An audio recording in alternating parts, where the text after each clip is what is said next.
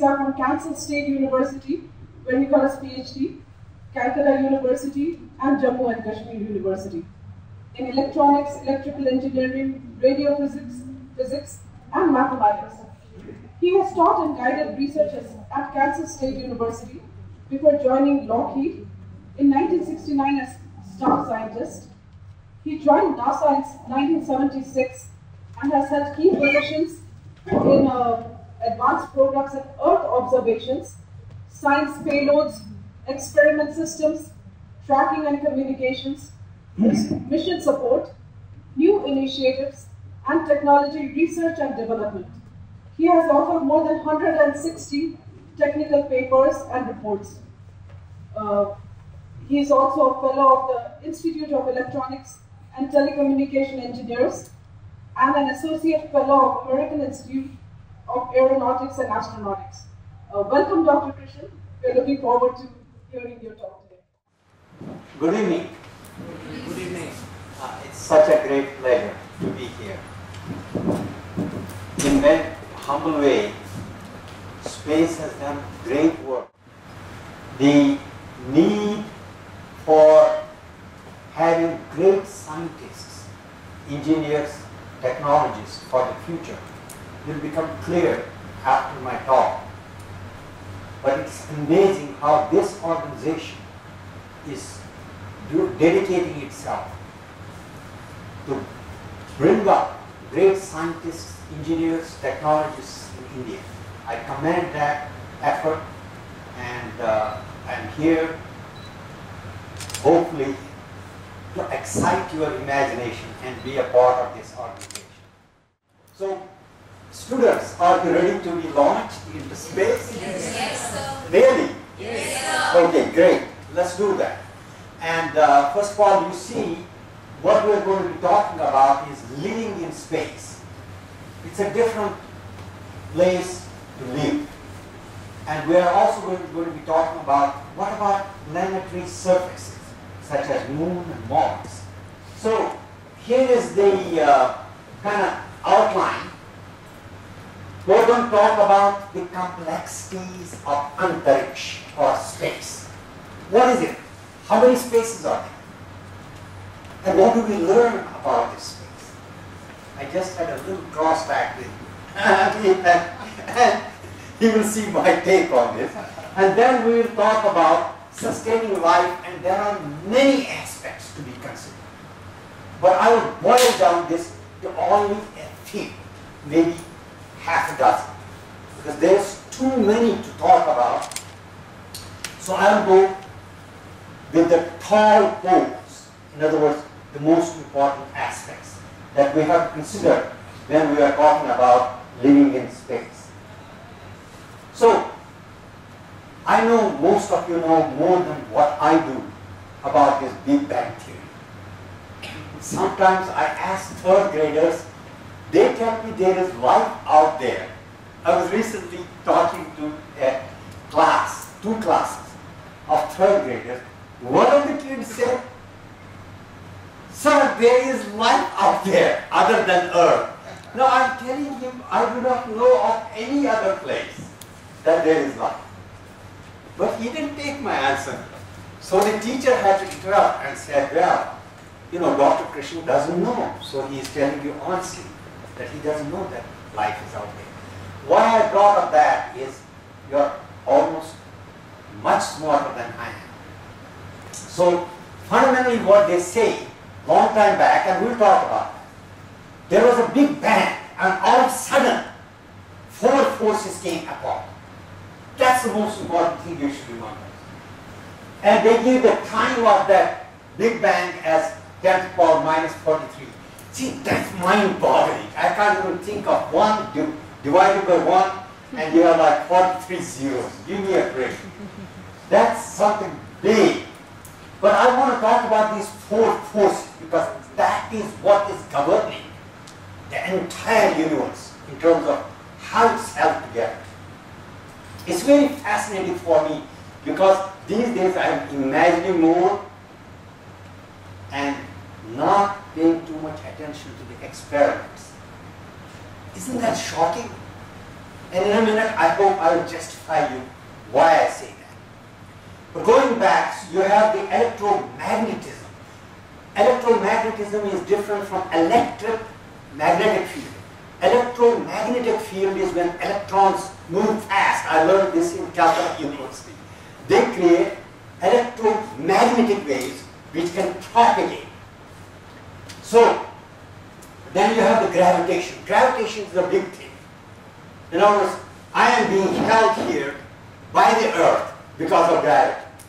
And my granddaughter told me, when you come to my class, the way you will explain gravity is, Grandpa, you will jump up and you will come down. Simple demonstration of gravity, right? You can't do that in space. Sunita Williams couldn't jump up and down. There is nothing to fight against. Weak nuclear force or interaction is where you have these electrons held by the nucleus. And then the strong forces between inside the nucleus where you have neutrons, for example, and protons tying together. And that is when we break that bond, we create the atomic energy, and that's what's happening on the sun.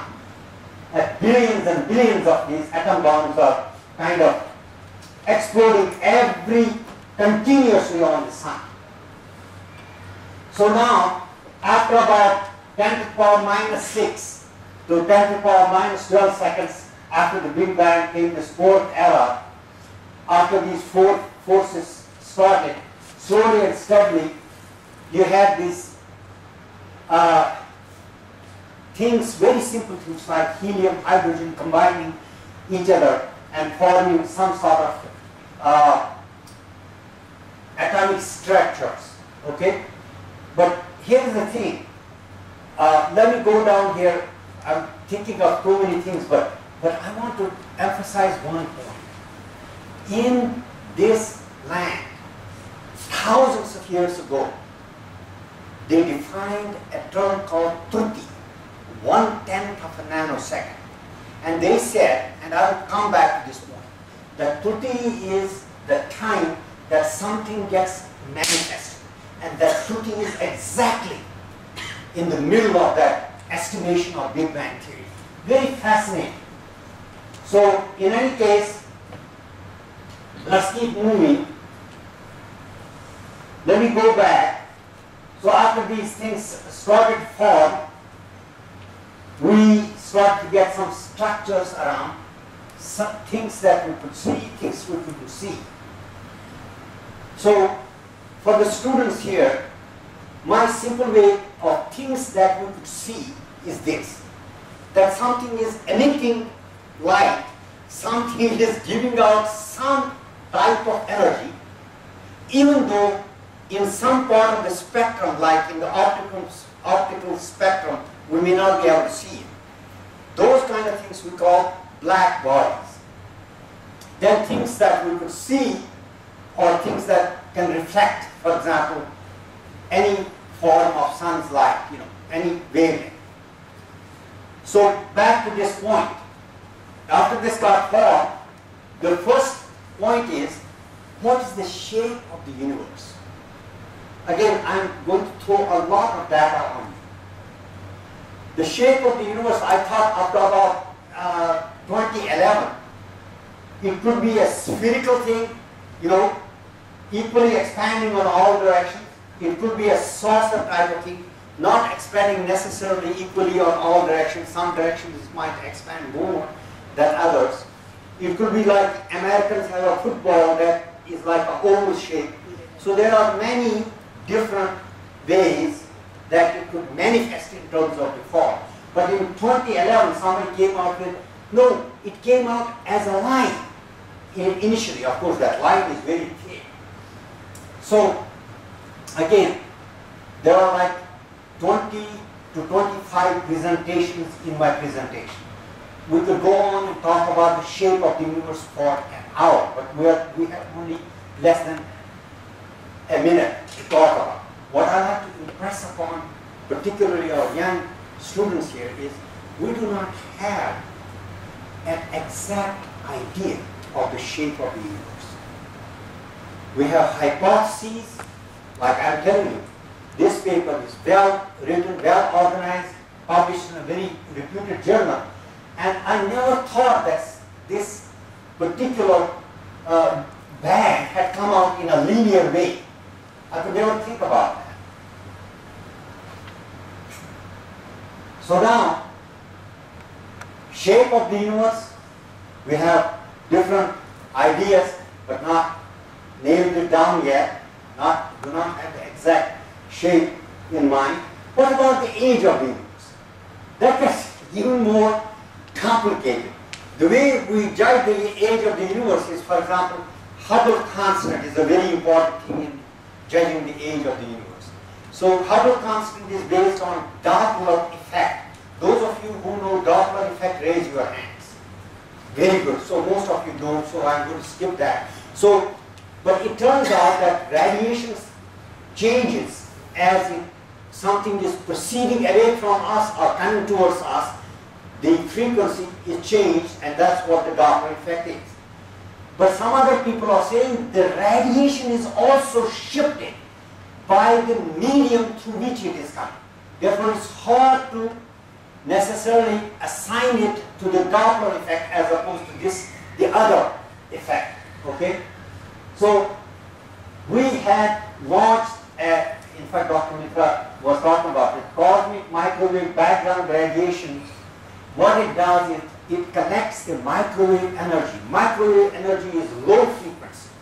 You're dealing with millions of hertz or billions of hertz, something like that. In terms of wavelength, you could say 3 centimeter, 1 centimeter, 1.5 centimeter, half centimeter. In that band, we call it microwave band. It gives you a very good idea of the temperature. It is related directly with the temperature of the objects in space. At my time, way back then, in my degree, we used to take the space temperature as 4 degrees Kelvin. With this kind of satellite, measuring it most accurately, it turns out to be 2.76, something like that, degrees Kelvin. So, what's the big deal? Because as things expand, you know that things cool down. And that cooling effect has been taken into consideration in doing these theories of the universe and in judging the age of the universe.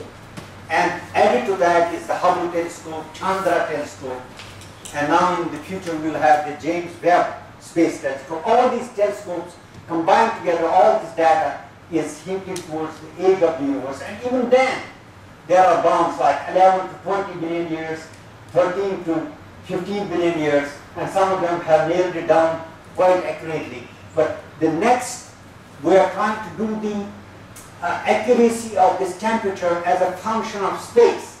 Still it's showing like a uniform temperature. But if we are able to show that that temperature of the deep space is different at different places in terms of spatial distribution, then that will add up another very good data point to the astronomers so they can do much better job of giving us the age of the universe.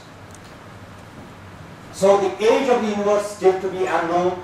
What about the mass of the universe? That gets even more trickier. First of all, we believe that about 70% of the mass of the universe is what they call dark matter. Doesn't give us any clue. It's there, but we don't know where it is and how it is. Again, this is based on calculations. And then 25% is, dark energy, not dark matter. Dark matter is 35%. Now let me stop here for a second. Only 10 to 15 years ago, we believed that there was so much dark matter, you know. All of it was dark matter or something like that. So I was talking to a physicist. See, myself, I'm jack of all trades, master of none. So I have this knowledge of little things from different places.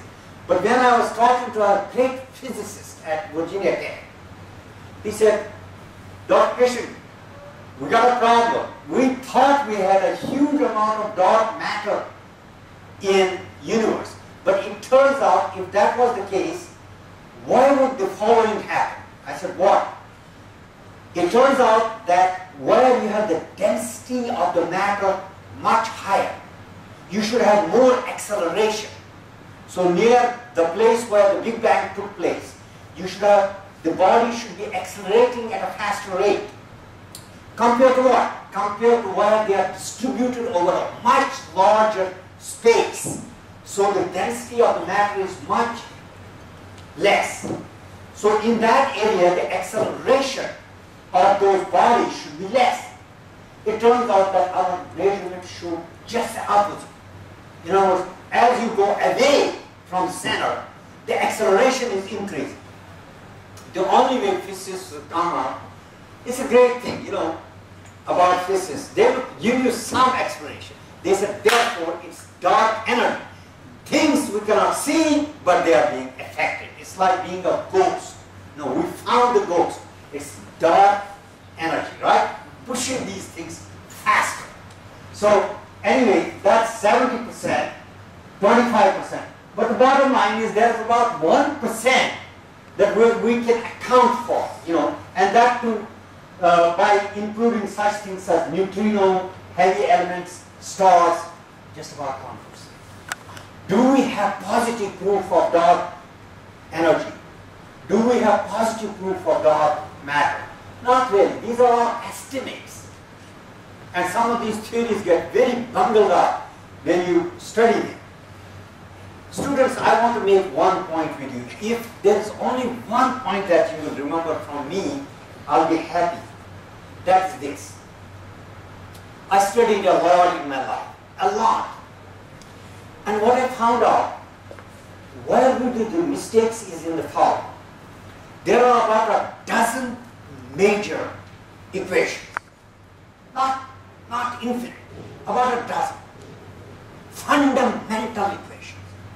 A fundamental equation is Maxwell's equation. A fundamental equation is Einstein's equation. A fundamental equation is heat equation. So you combine, there is Cayley, Hamilton equation and so on in mechanical engineering. These fundamental equations are the basis for anything we are doing here in astronomy, this, that. We use these fundamental equations. What I found out in examining the thesis for PhD, doctoral dissertations, for example, postdoctoral work, or any papers that I judge for publication, these fundamental equations are what I call domains of application. They're valid in a certain domain. This variable can be this much, this variable can be this much, this can be, and they have approximations even in the space that they are valid. But people generally ignore, and they will use them at places where they're not even valid. Do you understand me? And many dissertations have been thrown in the trash because of that. So, we need different equations. I will give you an example. Heat equation is not valid at all when you talk about Kelvin, degrees Kelvin. It's called Bose-Einstein's condensation. So if you go below 1 degree or something like that, the atoms are floating. You follow what I mean? They are free. And therefore the heat equation is not valid. If you go extremely high, 10,000 degrees Fahrenheit or something like that, it ain't valid either. So NASA's difficulties you can see now. How we have to be able to judge the amount of heat that will get on a spacecraft when it goes through atmosphere or comes back in the case of Kalpana Chawla, as you know, Columbia, the heat gets to be 3 to 5,000 degrees Fahrenheit. And the heat equation is not valid. So I don't want to spend too much time. I just wanted to alert you that when you use an equation, pay maximum attention to, am I in the domain where it's valid? Samjh gaye? Am I in the domain where it's valid? Can you repeat, students, that? Very good. So in this case, that's what's happening. We're judging these things on the basis of what comes through these equations, and sometimes we are extrapolating them wrongly. So let's move on. So we don't have much yet to go about in terms of the entire mass of the universe. Sun, as we know, is expanding, losing its energy, because we have been told there's a conservation of energy law, right? So doesn't matter how big energy sun has, I got some news for you, and you already know it. It's expanding, it's losing its energy. So people are saying that in about 7.6 billion years, sun will have expanded to the effect that it will have grabbed the earth. But don't worry, that's much later. Before then, all the life will have been gone from the solar system. But the interesting thing is here, and I will expand on this because I want you to know that I spent a lot of time trying to come back to India, trying to come back to thousands of years ago what they were saying in India. Not that they had the proof, but they were saying in about 3 billion years a pralaya is coming and all life will be lost. I'll come back to that point. So let me keep going. This is BBC. BBC compiled the whole evidence from all the physicists, Nobel laureates, everything. And at this site, I will make some of these available so you will see. At this site, you will see it says in 2.3 billion years, the magnetic field of the Earth will be gone. What does that mean? All the cosmic radiation will come directly, and therefore all human beings will be gone, right? Hold your breath. You will see what I have to say about it. In 4 billion years, our Milky Way will collide with the next Milky Way called Andromeda. And after collision, you know, who knows where we will be or what will be done. That's in 4 billion years. But get this. This is what fascinates me. Oh. So, but if you see the Indian literature, shockingly enough, very close to 2.3 billion years, they are saying the next pralaya is coming. I hope I have a few slides to share with you on that. Isn't that incredible how they were able to say these things long time back? But even if that time is very big, you know, a few billion years, 2.3 billion years, 4 billion years, 7.6 billion, those are billion years. But imagine the perilous situation we got now. We have asteroids can hit here. An asteroid hit about 65 to 70 million years ago. Complete annihilation of the life. And that's where I sometimes get a surprise, students. They say in our literature that life came from water. It's given. A few thousand years ago, here in India, people said life came from water. And the only way I can think about that is everything else got killed. Maybe some DNA and RNA way down, you know, like a few kilometers in water, survived because it didn't need light. And then came life. But how did they know? How did they know? That's my question. But anyway, you see here volcanoes, tsunamis, 100,000, 1 lakh people got killed with one tsunami. And then we had lately with Japan, we had an Asia tsunami and Japan tsunami. Natural fires, every time. Right now we are fighting fires in California. Why am I showing you this slide? A lot of people think take life for granted on this earth. Of course, it will be gone, you know, when the pralaya comes, or whatever you believe. 2.3 years, you know, 4 billion years abstraction. But I'm saying before that, who knows what will happen. But get this. In 65 million or 70 million years, look how much variety of life came back.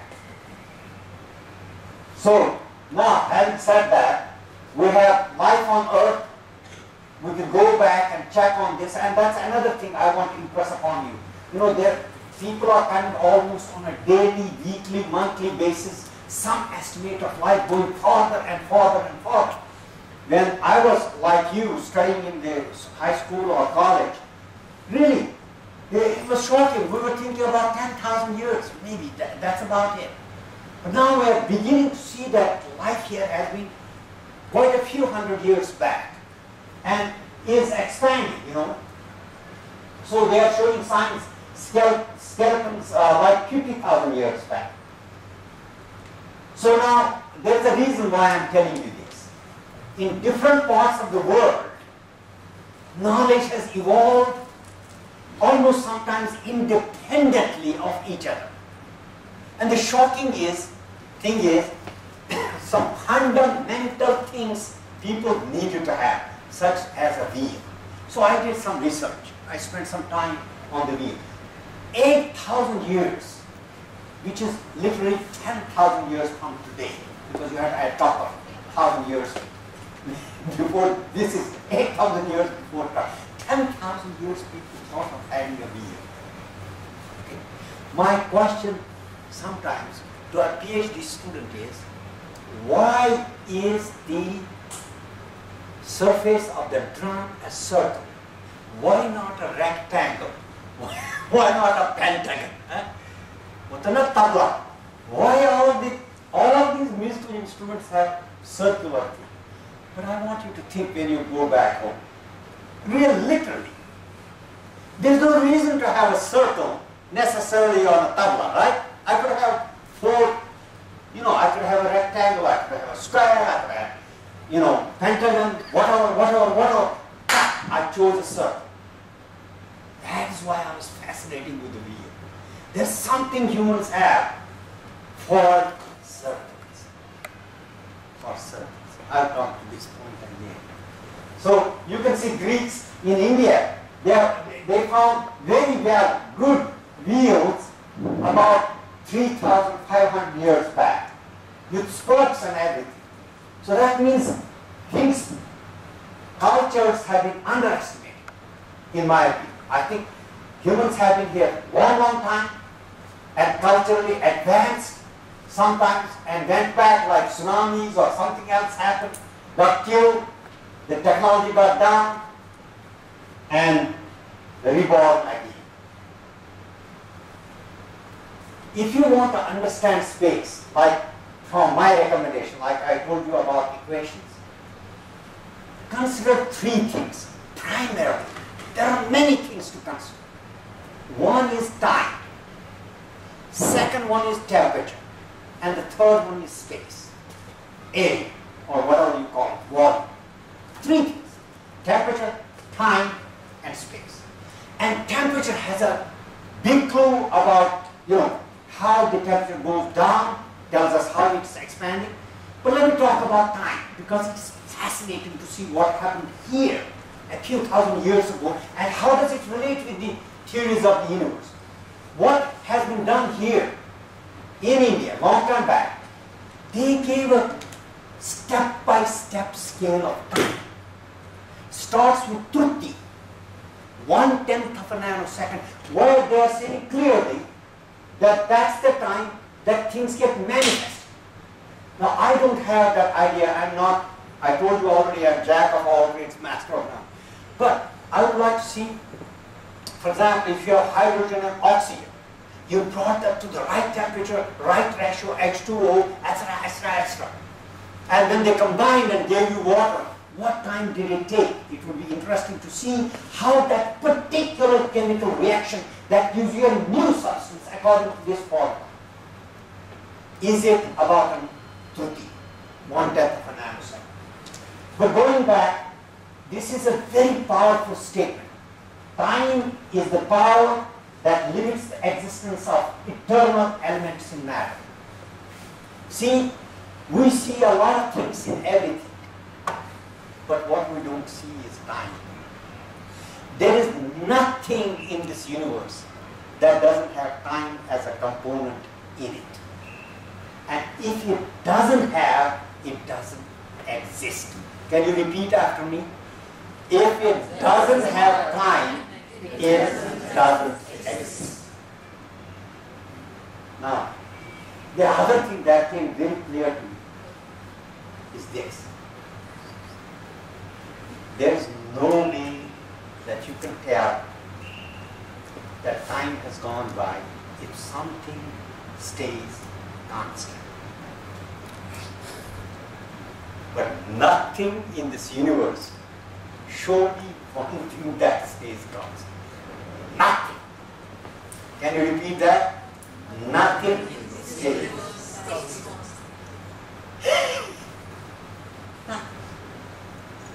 Even if you want to boast Einstein's condensation, you will have to stay there, you know. You will have to keep the temperature going. It's shocking. It's shocking. That, therefore, time has been well thought in this nation. Well thought. All thought there. They graduated. I won't go through more than a couple of minutes of this. Look, from 50, how many different times have been given? 1, 2, 3, 4. It keeps going on. But one of these is very, very important. That's called power. Power. And it's a scale. So Bharata gave 22 talas long time ago. 22 talas nikal. Music. On this scale. So it keeps going on. Ultimately it comes to day and night. And then Paksha, 15 days. What is that? I think there are 2 types of Pakshas. Does anybody know what those are? Right. Those combined together, that make one. Make one more quick point with you. Anytime you have circles, that's what will give you circles. You know what? Circle में क्या है? Pi आ जाता है. Any elliptical, circular, anything that goes in that motion, we got a problem. We got a problem, literally. What's the problem? Pi. Aryabhata tried to go to the maximum extent he could. I think he, sometimes I think about him and I say, how did he do? Calculating pi to 78 decimal places. After that, he must have felt very tired. I don't know how many years it took him. 78 decimal places. I would have gone mad. मैं पागल हो जाता. But he did it. He did it. But, so, pi, anytime you have pi, you take an exam. One of my questions to the PhD students is, what's the time? They will say 3:30. I say, absolutely not. Wrong, wrong, wrong. They say, but my watch, sir, my watch is very accurate. है तो ठीक. Atomic wise law ना. Still it's wrong. Why? Why? Our earth is going around the sun and we measure like that. Time, right? That's why we have a problem. 365 plus minus some days. And problem क्या है? Pi is okay. 2.1415 something like that. You can take if there are short things. But when you are dealing with billion years, billion miles, trillion miles, the accuracy gets bad. So I mean, so what happens is you have human year 365 days. I'll go fast on this. Then you have yugas. So you have, for example, Kali Yuga, Dwapar Yuga, Treti Yuga, Sata Yuga, according to the formula we are right now in Kali Yuga. So all these things that are happening in Madhya Pradesh and all this, they're predicted. Go back and see. बहुत गड़बड़ होगा, right? Thousands of years ago they said Kali Yuga is going to be bad. Humans are going to be attacking humans. So anyway, all these scales are given. You see how many years these are given. When you add all these, that's called Mahayuga. Mahayuga is 4.32 million years. Okay. After that comes Manvantar Kalpa. And 14 Manvantars is one Kalpa. A day of Brahma is 2 Kalpas. So I, just like Aryabhata, I sat in Virginia Tech. आप believe नहीं करेंगे चंद्र साहब, मेरे पास time था. I had some time, so in the evening I had not much to do. I am calculating this one after, but the decimal places are coming 15, 16, 17, because you guys didn't notice. Everything has to be multiplied here, right? Keep multiplying, keep multiplying. So end पर क्या है? Brahma Varsha, 365 plus days, or called the 1 day of Brahma, and then the life of Brahma is 100 Brahma Varsha. At that time, we are told by these people thousands of years ago, everything is collapsed. The entire universe or universes are gone.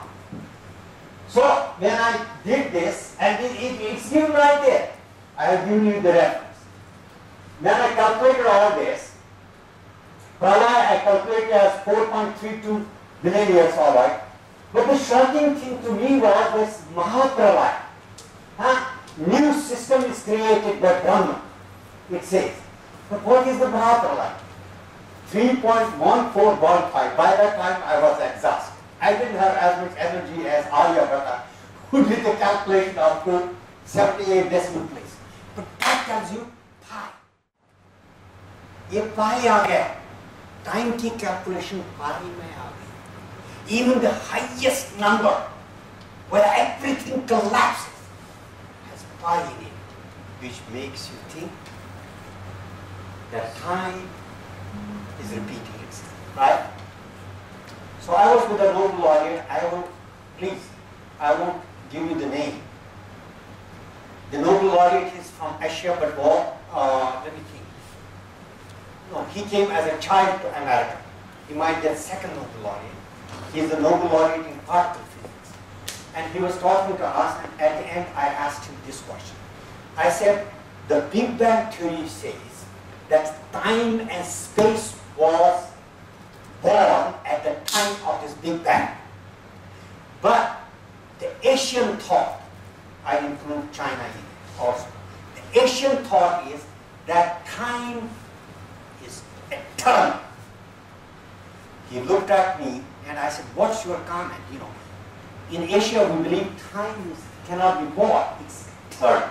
He looked at me, he said, come on, that's why I am an experimental physicist. And then he explained for the next 3 minutes. What he was saying is all these are conjectures, they are theories. It's very hard to, you know, he's right. It's very hard to verify this. But I put my all time into this particle physics so I can come from that end. So let me go faster because otherwise we won't finish. So you can see this is given in Hindu festivals and ceremonies by Om Lata Bahadur, that this is the time for the first pralaya, 2.347. How close it is to the latest, the best you have from BBC that they have compiled. How close? It's incredible, it's shocking. I don't know about you guys. How did those guys, thousands of years ago, predict so accurately? कोई हमें believe करता है क्या कि इस भारतवर्ष में ये सब fundamentally there, but people are going to have to pay attention. So I say time is something that will open up a better avenue for looking at space. So let's go faster. Now that you got this, this is another little bit that really grabs my attention.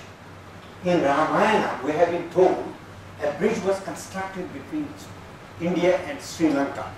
What's the tip of India that it was constructed? Pata nahi abhi mujhe.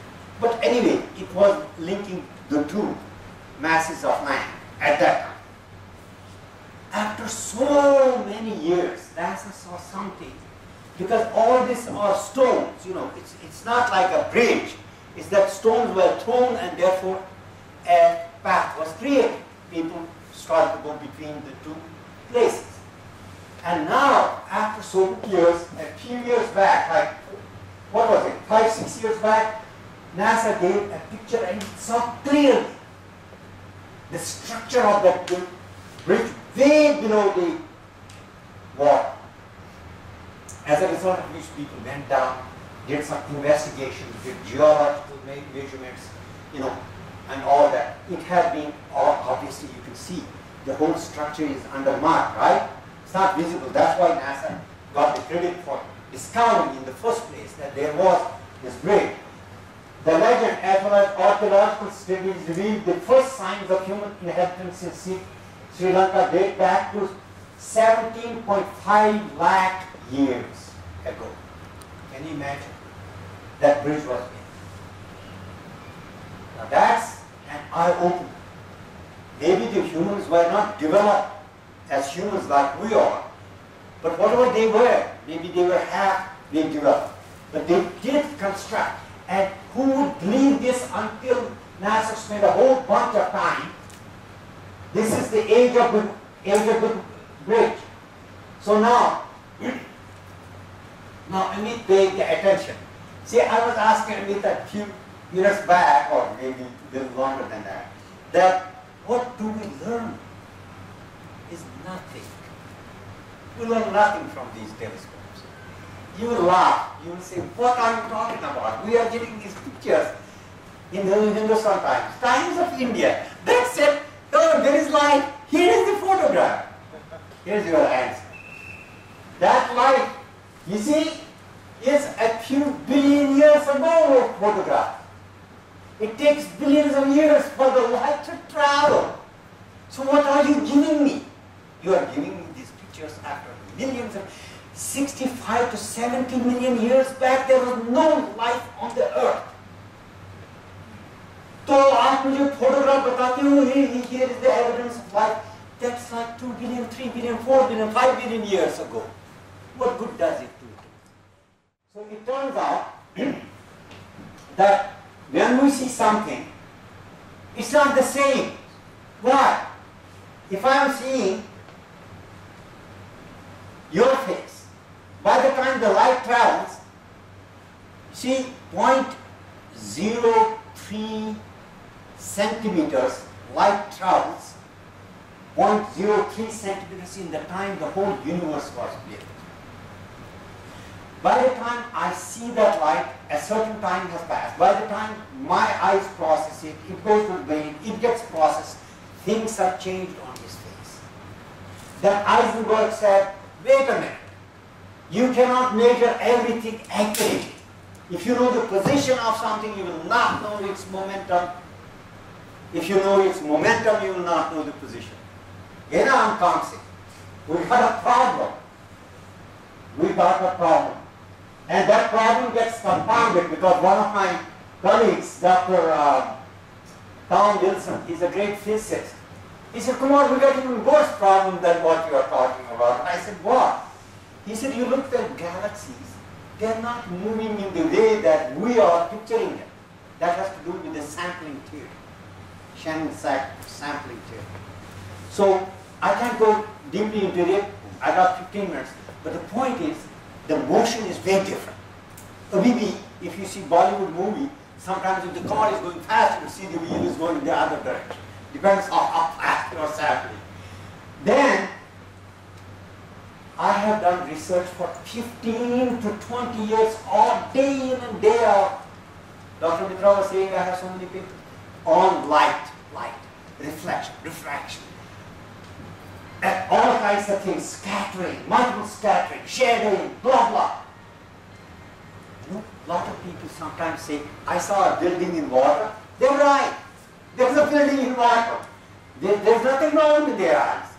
Because it is that way. The light travels, certain objects are viewed in a different way. So light and its reflection.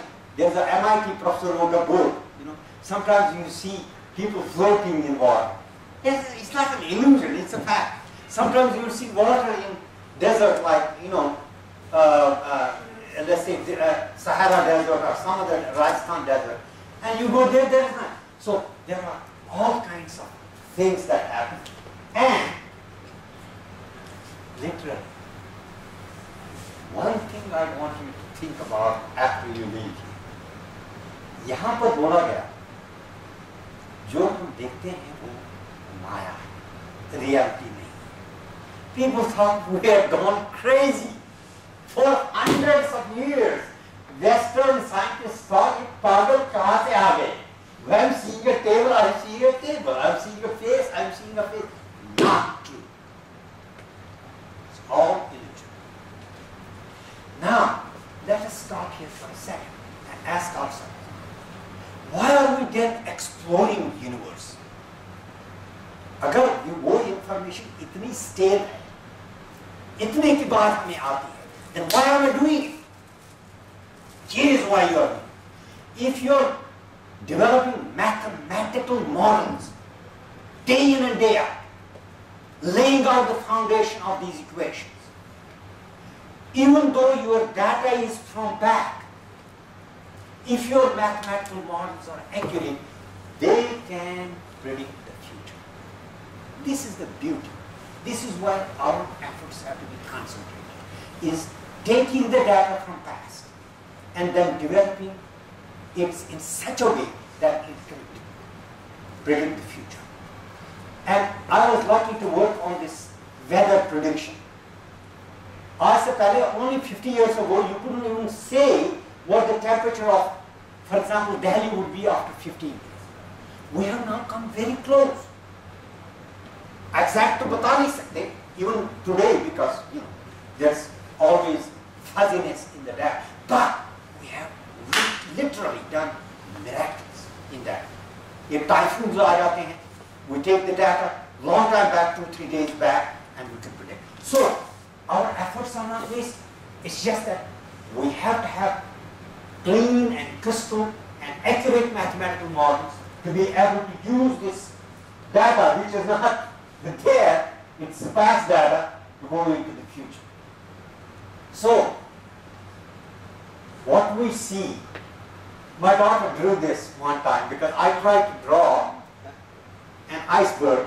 She said, Dad, ये तो iceberg नहीं दिखता, ये तो mountain दिखता है. I think she did much better job than I did. Students, what you see is the tip of the iceberg in this universe, or the theories, or the science. The rest, which is much bigger, is hidden. Lekin, my experience tells me, the beauty about learning and exploring knowledge is that the knowledge, and this is my thought, what you see is connected with what you don't see. They're not disconnected. There's a continuity, and that's what has happened over the past, thousands of years. People have kept on. They could see only this little, but they kept on expanding the envelope of what they could see, because it's a continuum. It's a continuous thing. So, next thing. So what are we going to talk about? Einstein. What did Einstein say? The mysterious is the source of all true art and science, and imagination is more important than knowledge. This is what I'm doing these days. I'm thinking what's happening in the universe as a result of what we have been told. Let me tell you a little bit about space now, living space. I described the space a little bit for you. So we still need to explore it, we still need to understand what it is so that we can extrapolate what the Earth will be looking like, have more accurate data. So I might go ahead and show a couple of, even in 5 minutes, couple of slides, because it will be interesting to show. First thing, let's talk about living in microgravity. And most of you already know what I'm going to talk about. When you have gravity to fight, you develop your muscles. As far as I'm concerned, as a child, the only way you develop here on the earth is because you are fighting gravity all the time. So hota kya hai, the muscles get their exercise. With the muscles, the bone has an appetite. It needs calcium, potassium, and so many other nutrients. So bone grows, muscles stay strong. The moment you are in zero gravity, the first thing is there's nothing to fight. So people like Sunita Williams, Suni, what she did is she simulated this Boston Marathon on a treadmill. But See, I am telling you how difficult it is to live in space. So you are going in treadmill, you are vibrating the structure of the space. और वहाँ पर vibration damp down नहीं होती. See, here you drop something, because of gravity, things get damped down. You understand what I mean? So everything gets complicated. Let's talk about the effects on the light, because that's what this presentation is all about. First I told you about muscle, I told you bone. The calcium stays in the, calcium for example stays in the blood. That gets through the urine, it gets purified, you begin to develop kidney stones within a matter of a week or two. उसके बाद में, I'll go pretty fast, but you are with me now, you are going at the speed of light, so let's continue. Now the next thing that happens is, the blood itself gets affected. Why? Heart is a muscle that contracts. If you take out my heart and it contracts, it will send, you're going to laugh at this, 10 meters, almost like 30 feet blood ऊपर हो जाए. So, but there is no exercise there. There's no way to get the heartbeat higher. Heartbeat to get heart exercise, you should at least have it 1.5 to little more than that. So my resting heartbeat is about 70, and when I jog, I get it up to about 120. Purpose, I shoot it up. So it gives some exercise. So you have that. So heart gets weaker, muscles get weaker, bone gets weaker. So you can see the rest of the picture, right? So now let me continue with, if we were on the surface, what would happen? If we were on the surface, what would happen? Let's talk about that. Now I launched 6 people, by the way, see how hard things can get. I launched 6 people to Mars. कितनी सब्जियां आप साथ लोगे, कितनी groceries दोगे? Can you imagine? You are going to be in traveling for 2.5 to 3 years. Imagine the amount of water you will need. It's not easy. So now once you reach there, what are you going to comprehend? First of all, let me talk about this slide a little bit, at least give you a hint. There are only 2 ways we can cut down on this weight. अभी तो हमें पता नहीं लगता, because we are in international space station, so we can send after 6 months some supplies and air, water, extra खाने पीने की चीज. But when you are on travel, you are going to Mars or you are staying on the moon, there is no way that quickly you can order something. So what we have thought of 2 things, and we have dedicated almost like 50 years on those 2 things.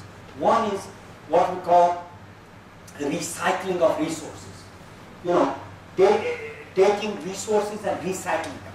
Right now, in International Space Station, we are recycling even urine, and astronauts are willing to drink it. It's not purified. So you take whatever you take, you must know how to recycle it. From air to water to anything that you give out, etc. So the second thing is, whatever you get on the planet surface, such as moon, you crush it, you get oxygen. You crush it, you get hydrogen. H2O becomes water. You do geoponics, you grow plants in it. Blah, blah, blah, blah. You make bricks out of it, make structures. So, easy to say, very difficult to do, by the way. There's some water log on the 2 poles of the moon, but it's not so easy to get, because we're water. The molecules of H2O molecules of the water are so close to each other. Why? Because for billions of years the temperature has stayed sub-zero. So it has gotten very strong. So in any case, let me continue. So we are thinking about all these things. Not the least. छोटी सी problem बहुत बड़ी हो जाती है. See, I am not telling you about power, how difficult it is to get power, for example. I already told you about resource a little bit, at least gave you the hint. Little problem becomes a big problem. Little problem here is dust. On the moon has been pounded by meteors and these asteroids. Pound it literally. Aata bana diya. So if you see about a foot of moon, maybe sometimes several feet, or nothing but dust. So at first you may not notice, but as soon as Armstrong landed, his footprint is still on the moon because it's aata. But that aata is the headache for everybody, and even now we haven't figured out what to do. We went back, looked at the Apollo, Apollo suit. We found tears in the suit. Niche phat gaya tha thoda sa, but not to the effect. We also found out that when, for example, Dr. Smith, he was a geologist, he became a senator, like member of parliament from New Mexico for two terms, like 12 years. Very, very smart. He came back and he was donning off the suit, thoda sa dust suit andar chala, and he got sick.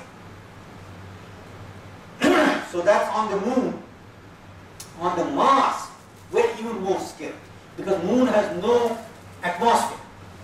Mars has atmosphere. Why is that kind of bothering us? Because as soon as you see Mars, you will see wind, little wind storms. Now these are not very high winds, granted. These are like 20 kilometers or something like that. Or recently in Delhi, there was like 90 kilometer per hour winds. So kitna damage ho gaya, kitna trees fall. But there are no trees there is no light there, so uski problem nahi hai. Lekin it lifts off the dust. Let me give you one quick example of that. So how are you going to collect the power on the Mars? You are going to have these what we call solar panels, है ना? So if the dust storm hits solar panels, ऊपर थोड़ा सा उसको जमा कर दिया ना ये dust, it's so opaque, black. 70% of the power will be lost instantly. Maybe even more than that. Maybe even 90, 95. But the point is, how are you going to clean it? It's not like you can call somebody and say, dust off kar lo ji. Paise nahi. It's not like that. Go back and clean. Minor things become major. Power ki kami, pani ki kami, har ek cheez ki kami, muscles ki atrophy ho jata. And the last thing I got to tell you, because I can give this talk, we are going through only half. I can give this talk, you will be still here next day. So I will close with one thing.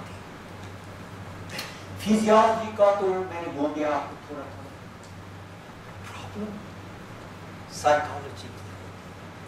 Now don't talk to astronauts like that. उनको नहीं बोला तो पागल हो गया. Can you keep a secret? Can you promise? Yes. So who was the second man on the moon? तो Buzz Aldrin को थोड़ा सा buzz हो गया brain. So what happened is, literally, nobody knows. Right after he came back, we had to get some help for him. So बीच में क्या हुआ कि George, I want to add this with this.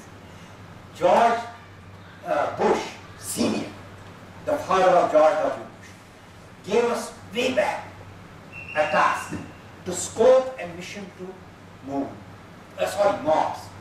How much will it cost to go to Mars? And I was working on that project. I was the scientist and the technologist, chief technologist for that project. All we were doing is scope. कितना पैसा लगेगा, क्या क्या problems आ जाएंगी, what are the top, सबसे top पोल पता है क्या? मार्स का. सबसे टॉप पोल means most difficult problem. ये phrase है. What is the top tall pole? Radiation. Exactly. 100%. You got 100% points. Radiation and nuclear particles that come from space, that come from sun. अभी भी हमने उसकी solution नहीं निकाला. But anyway, we were looking at all these problems. And all of a sudden, I would see Buzz Aldrin in my office. मैं परेशान हो जाता था. Here is such a famous astronaut coming to say hello to me because my boss told me, you will get interested in talking with me. But there was more to this this story. Can you imagine what was more about it? You can guess, right? आराम से आता था, बैठता था. And I was getting a kick. And he was saying, hey, your boss tells me you are doing technology. Tell me something today about technology. So I would tell him about superconductivity or some, because I was trying to impress him that I know a lot about it. I rest my case. I hope it was interesting to you. It's difficult to impart experience. Very difficult. मैंने बोला अभी मेरे पास हाथ से ज़्यादा charts लगे हैं. And each case I have 3-4 on radiation. I have 2-3 on thermal control. Thermal control. Here we are spoiled because atmosphere is taking our heat. Of course, this time atmosphere is giving its heat to us, right? Takes it because it's too hot. But whatever it is, it's called, how does heat travel? Conduction, convection, and radiation, right? Conduction यहाँ पर बहुत होती है. So if I catch this, I'll get some cooler effect. वहाँ पर conduction और convection बहुत ही difficult है. तो सब radiation पर चलता है. So for example, simple problem like this. How many watts do you think I'm right now? Because I'm very tensed up. पता नहीं आप लोग क्या बोलोगे बाहर जाके, हाँ? इसने अच्छा नहीं talk किया. So obviously I'm tensed up, therefore I'm fired up, therefore my blood is going up and down, etc. How many watts do you think I'm giving out right now? Maybe 100. Huh? Maybe 100. Go up. Seriously. 500. You are pretty close. मैं झूठ नहीं बोल रहा. Almost like 300 to 500, depending on how much I go. तो इसको कैसे निकालोगे? So if you put, imagine, space suit के बगैर तो मैं जा नहीं सकता. On the moon or Mars or outside of International Space Station. 400-500 watts burning हो गई. आदमी उसको बोलते हैं baked potato हो जाएगा. 2-3 मिनट में खत्म. Just to solve that problem, how much time it has taken us to get that heat up. The way you do that is, luckily, the sky is 2 point, कितना मैंने temperature बोला? 76, right? Not 4 degrees Kelvin like my teachers used to say. Calcutta university के बहुत बड़े professor मुझे बोलते थे 4 degrees Kelvin ले. करो count ले. But now we know it's much less than that. So what you do is you radiate heat. But that's not so easy. Now you need a radiator there. Everything gets cut. You add weight to it. It eats your lunch. Eats your lunch is a phrase. Phrase. Like Dr. is a phrase, eats your lunch phrase. Which means 1 kilogram to International Space Station costs lakhs and lakhs. How about 20 lakhs? How about that? How about to Mars 30 lakhs? Moon 30. How about to Mars 1 kilogram? Probably 40 lakhs. Some again. You get the point. The point is, living in space, living on planets is the maximum challenge. But last thing, I keep saying last thing. मेरे को reporters बोलते हैं कि इससे क्या निकलेगा? 2 चीज and पर मैंने दिखाई है, but time is getting too far. Otherwise, I would like to show 2-3 of my last slides. Everything, every technology we have done in space has been used here. Number 1. May I show 2 or 3 of them? Second point is, we'll take some questions also from this. But I will just scan through these 3-4 things. But second point, मैंने वो slide दिखाया ना जहां पर मैंने बोला कि tsunami आती हैं, वॉल्केनोस हैं, ब्लॉक, इंडिया हॉट भी बहुत हो जाएगा. Then we will have to go towards Himalayas. So my contention is, if you can live in space, you can see, take the same technology and live here on the Earth. But let me scan through the last 2 or 3 slides very quickly. See, this gives you the idea of how many slides I have. This is your radiation. This refrigerator is solar refrigerator. This is directly from our work on sun. Our vaccines इसमें होते हैं. This particular company got from United Nations got an order for like 50. This is in the last few months, 50 of these solar refrigerators, because this is used for keeping these, those shots, जो देते हैं ना shots, injections, some critical injections at a certain temperature. Here's your space technology, where we'll be sending a small, just like a needle into the heart, where the artery is full of what they call cholesterol, and that looks like almost like a plastic. ये क्या करेगी? That cholesterol, it will melt so that you will have a hole to go through. Hardened arteries. This is a heart valve. We made it from shuttle motor. The shuttle का जो motor है, quickly gives the fuel. So the same concept we're taking now. Some people's heart is very weak. It cannot pump like mine. मेरा heart strong हो गया because I run and jog. How many of you run or jog? All of you. Very good. Some of you who are not doing it, do it. I'm telling you. So this particular thing, simply you take and put it in the heart, it will start pumping. Now you can charge it from outside. Can you believe it?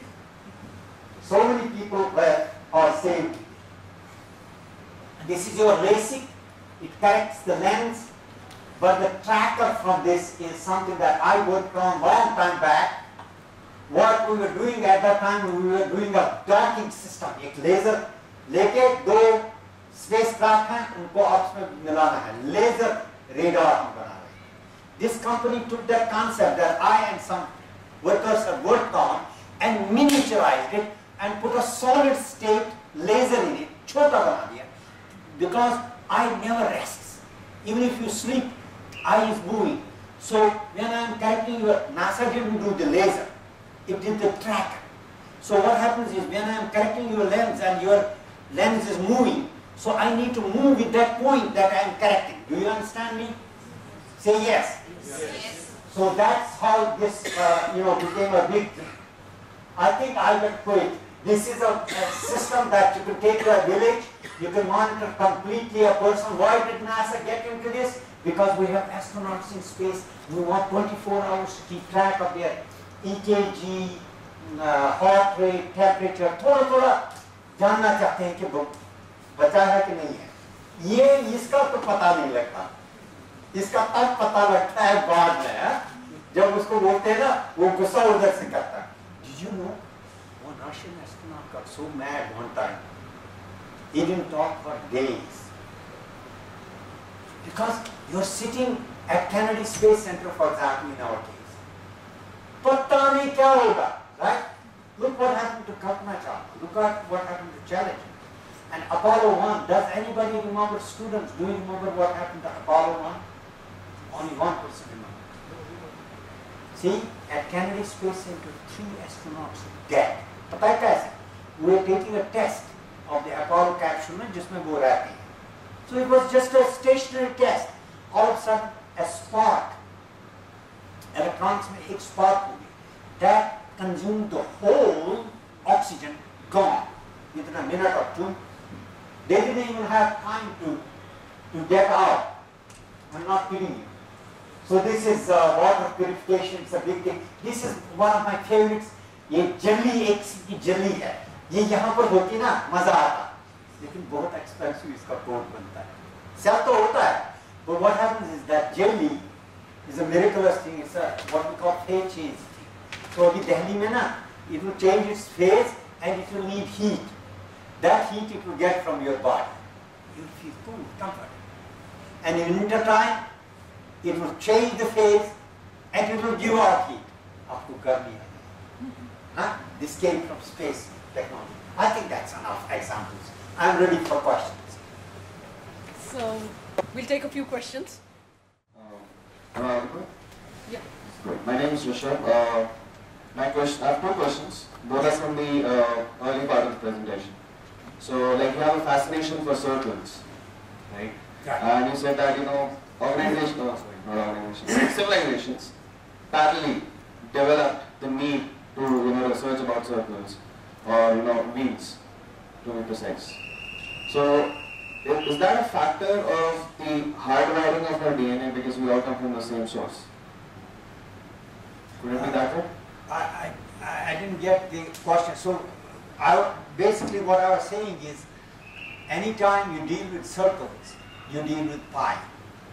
And pi has been an elusive thing, because there is no, it's an irrational number, right?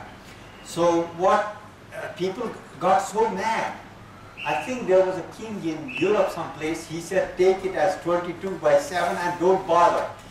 There have been so many, read their books on pi, I read it once. Some people got mad, it's called rationalize kar lo. Irrationalize to so what? But that's what I was saying. I was saying that once you have pi, there's no exact number. So it is all approximate. No, my question was somewhere else. Why do all these civilizations have to realize the same thing? Is what my question is. Oh, very good. I think it's necessity is the mother of invention.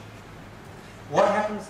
These civilizations had certain needs, and those needs, some of them are common needs. For example, need to go somewhere, so wheel chahiye. For example, they must have tried squares and this and that, nothing worked, right? They must have tried a whole bunch of different things. So it's like that in the case of food, hunting, this and that. So they began to develop tools. So my thinking is, and I hope, that's my answer. My answer is basically, needs have dictated solutions, and sometimes those solutions have become similar. Sometimes not similar. Some of the people came with a different agenda and different solution. So the second part of the question is, let's say an asteroid strikes the Earth today, and almost all life is gone, and life comes back from water. And the DNA structures start developing again, and this time it's not humans, it's someone else, maybe a lizard who's ruling the whole world. That's a new civilization.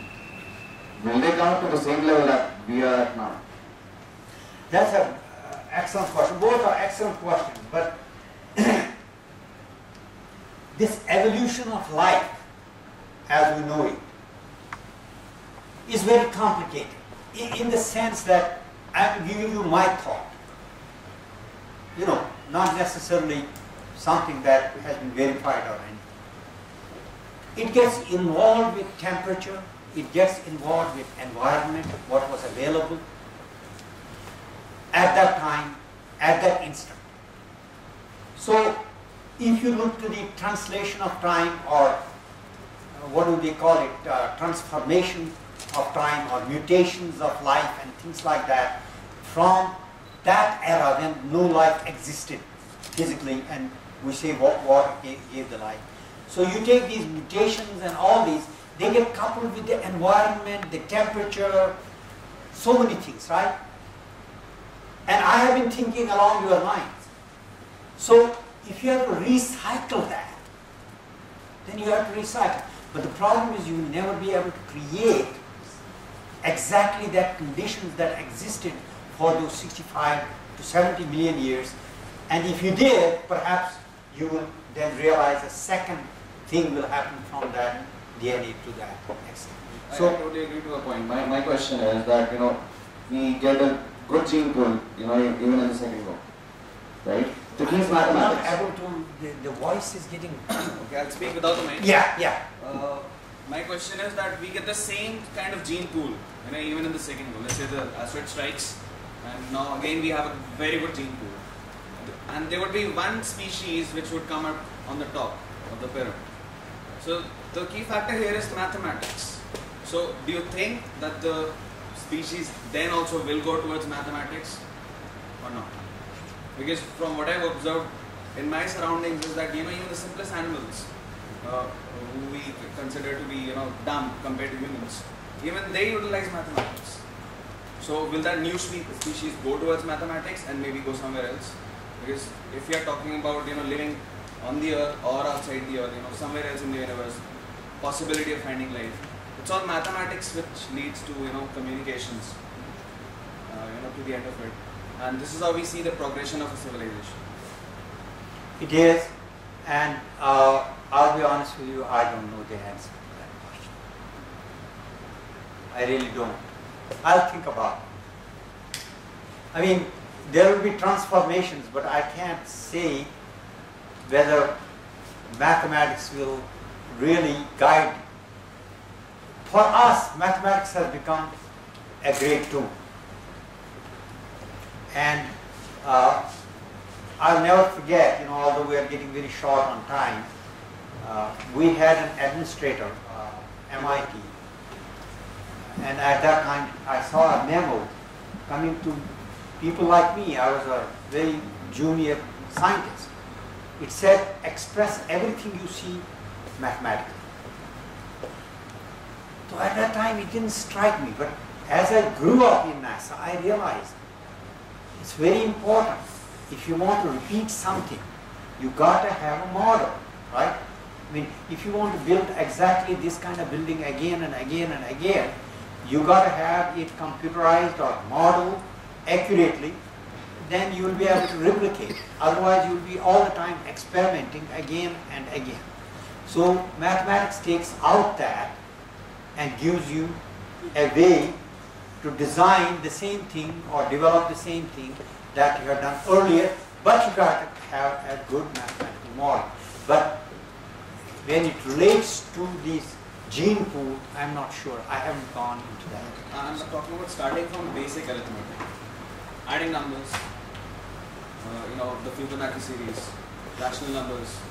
Oh, if second time it Yes, starts? that's what I'm talking about. Oh, okay. I think we will come with the same. That I can positively answer. Because it's not accidental. We have to count, right? We have to count. And the great thing that India did is gave the concept of Zero. इसके बगैर शून्य के बगैर नहीं होगा. So we will come out with the shuni. Yeah, then I can answer that. You described a lot of things from the Indian scriptures and taking the time, the flow of time that India has shown. And what I have heard till now is only the analogy with the present calculations. But whenever, as a science student, I have to document my observation, I would document the entire process, how I reach to that observation. Okay? But when I go through those scriptures, why those people who have documented those things or who have forecasted those things, why they have not mentioned the process, how they reach there? Because that keeps us in somewhere, like my minds keep floating over there. Like, is it true or is it just a coincidence? Very good question. And my answer to that would be that they, even if they did, we don't have it. They may have done it verbally, passed from generation to generation. But one thing that's clear to me in terms of time, when I think about it, is they must have observed the lighted part of the moon. And see, our calendar is based on lunar motion around the earth. And Western calendars are based on the earth's motion around the sun. But I think it was easier for them to do like that. Then about the time, for example, you take a stick and you see the amount of shadow. I'm thinking those type of, things allow them to get a better handle on the time. Even then, that's my question. There's a paper I sent you. So, if you don't mind, he will make that available. And I'm suggesting that people think about it. How did they come about this? Now that we don't have the proof. That's why all these things were not taken seriously by the whole world. But now slowly we're digging it deeper and deeper, and we are realizing everything is Maya. It's like I was going in the car, and this fellow asked me, the taxi driver, he said, where do you work? I said, I work at He said, boy, you know everything that's happening now. At first I said, should I give him the bad news or good news? And I thought, let me not be dishonest. I said, we know nothing about what's happening there now. His jaws drooped up. He said, what? You're spending our time and money for knowing nothing about what's happening there. Now I said, yes. The fact is, we know something has happened way back then. We don't know what's happening now. And the worst part of it is, we will never know. And then I have to explain him why. That really gave me headache, but I did explain him. We will never know what is happening now. Thank you very much. Thank you. A lot of good things are in this book, but Mom and Dad have done a very good job of buying these, small बच्चों को दे दिया किताब दे दी, OIE की, ABC की, math की दे दी, and they're curious, they're doing it now. These are village boys and girls that literally never go to school.